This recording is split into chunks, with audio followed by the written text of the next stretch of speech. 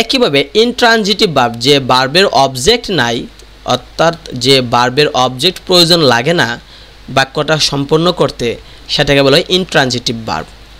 যেমন she slips, সে ঘুমায়। এখন প্রশ্ন করেন আগের মতোই, কি বা কাকে দ্বারা।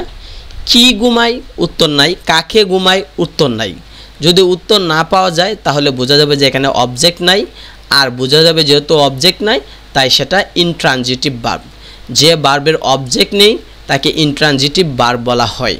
কীভাবে বুঝবো সেই ভার্বের অবজেক্ট আছে কি না? ভার্বের পরে যদি কোনো নাউন অথবা প্রোনাউন থাকে তাহলে ধরে নিতে হবে সেটাই হচ্ছে অবজেক্ট।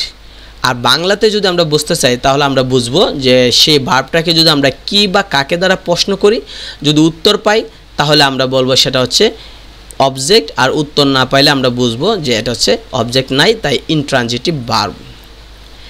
এখানে সবগুলো একইভাবে দেওয়া আছে, যে ফায়ার বার্নস, রিভার ফ্লোটস। এখানে আমরা দেখা যাচ্ছে যে অবজেক্ট নাই, তাই সেটা হচ্ছে ইনট্রানজিটিভ ভার্ব। এবার ইনডাইরেক্ট অবজেক্ট এবং ডাইরেক্ট অবজেক্ট চেনার উপায়। বাক্যে ভার্বের একটি মাত্র অবজেক্ট থাকলে তাকে বলা হয় ডাইরেক্ট অবজেক্ট, আর বাক্যে ভার্বের দুটি অবজেক্ট থাকলে ব্যক্তিবাচক অবজেক্টকে বলা হয় ও আই এবং বস্তুবাচক অবজেক্টকে বলা হয় উডি। আচ্ছা, যদি একটা সেন্টেন্সে যদি একটা মাত্র অবজেক্ট থাকে, সেটা হোক ব্যক্তি হোক বস্তু, তাহলে সেটাকে আমরা ডাইরেক্ট অবজেক্ট বলবো। কোনো একটা বাক্যে যদি একটা মাত্র অবজেক্ট থাকে, সেটা ব্যক্তি হোক বস্তু হোক, সেটা হবে ডাইরেক্ট অবজেক্ট। একইভাবে কোনো একটা সেন্টেন্সে যদি দুইটা অবজেক্ট থাকে তাহলে ব্যক্তিবাচক অবজেক্টকে আমরা বলবো ডাইরেক্ট অবজেক্ট, ব্যক্তিবাচককে আমরা বলবো ইনডাইরেক্ট অবজেক্ট। ব্যক্তিবাচক অবজেক্টকে বলা হবে ইনডাইরেক্ট অবজেক্ট, আর বস্তুবাচক অবজেক্টকে বলা হবে ডাইরেক্ট অবজেক্ট। এক্ষেত্রে ভার্বকে কাকে দ্বারা প্রশ্ন করলে উত্তর হিসেবে যে ওয়ার্ড পাওয়া যায় তাকে ইনডাইরেক্ট অবজেক্ট বলে। আচ্ছা, সহজ ভাষায় সেন্টেন্সে যদি একটা মাত্র অবজেক্ট থাকে, সেটা হোক ব্যক্তি বা বস্তু, সেটাকে আমরা বলবো ডাইরেক্ট অবজেক্ট। কিন্তু দুইটা যদি অবজেক্ট থাকে তাহলে বস্তু যে অবজেক্টটা থাকবে সেটাকে বলবো ডাইরেক্ট, আর ব্যক্তি যে অবজেক্টটা থাকবে সেটাকে আমরা বলবো ইনডাইরেক্ট। অর্থাৎ ব্যক্তিকে বলবো আমরা ইনডাইরেক্ট আর বস্তুকে বলবো ডাইরেক্ট।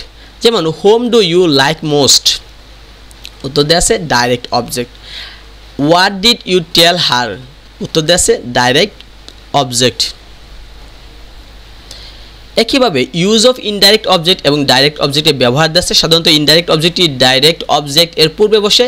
এক্ষেত্রে এদের মাঝে কোনো প্রিপোজিশন বসে না। ব্যতিক্রম I presented her with a rose, he provided me with a fan, he supplied us with food. তবে ডাইরেক্ট অবজেক্ট আগে বসলে এবং ইনডাইরেক্ট অবজেক্ট পরে বসলে এর পূর্বে টু বসে, কিন্তু জন্য বুঝালে ফর বসে। বোঝাচ্ছে সাধারণত যে যদি সাধারণত আমরা ইনডাইরেক্ট এবং ডাইরেক্ট অবজেক্ট যদি বসাতে চাই কোনটা আগে বসাবো। কোনো একটা সেন্টেন্সে যদি একটা মাত্র অবজেক্ট থাকে, সেটা ব্যক্তি হোক বা বস্তু হোক, সেটাকে আমরা ডাইরেক্ট বলবো। কিন্তু কোনো একটা সেন্টেন্সে যদি দুইটা অবজেক্ট থাকে তাহলে বস্তুটাকে বলবো ডাইরেক্ট অবজেক্ট আর ব্যক্তিটাকে বলবো আমরা ইনডাইরেক্ট অবজেক্ট। বলতেছে সাধারণত ইনডাইরেক্ট অবজেক্টটি ডাইরেক্ট অবজেক্টের পূর্বে বসে, মানে ব্যক্তিবাচক অবজেক্ট আগে বসে আর বস্তুবাচক অবজেক্ট পরে বসে। সাধারণত ইনডাইরেক্ট অবজেক্ট মানে ব্যক্তিবাচক অবজেক্ট, ডাইরেক্ট অবজেক্ট মানে বস্তুবাচক অবজেক্ট এর পূর্বে বসে, মানে ইনডাইরেক্ট অবজেক্টটি ডাইরেক্ট অবজেক্টের পূর্বে বসে। সোজা কথা যে ব্যক্তিবাচকটা আগে বসবে আর বস্তুটা বসবে পরে। আর তাদের মধ্যে যদি আমরা ডাইরেক্ট অবজেক্ট আগে বসালে, যদি আমরা কোনো একটা সেন্টেন্সে ডাইরেক্ট অবজেক্ট মানে যদি বস্তুটাকে আগে বসাই আর ব্যক্তিটাকে পরে বসাই তাহলে টু বসাবো, আর জন্য বুঝালে ফর বসাবো। সহজ কথা আমরা এখানে বলতে পারি যে কোনো একটা সেন্টেন্সে যদি দুইটা অবজেক্ট থাকে তাহলে আমরা ব্যক্তি অবজেক্টটাকে আগে লিখবো আর বস্তুটাকে আমরা পরে লিখবো, শেষ। যদি বস্তুটাকে আগে লিখি তাহলে এই ব্যক্তিটাকে লিখতে হবে পরে, আর তার জন্য মাঝখানে আমরা টু বসাবো।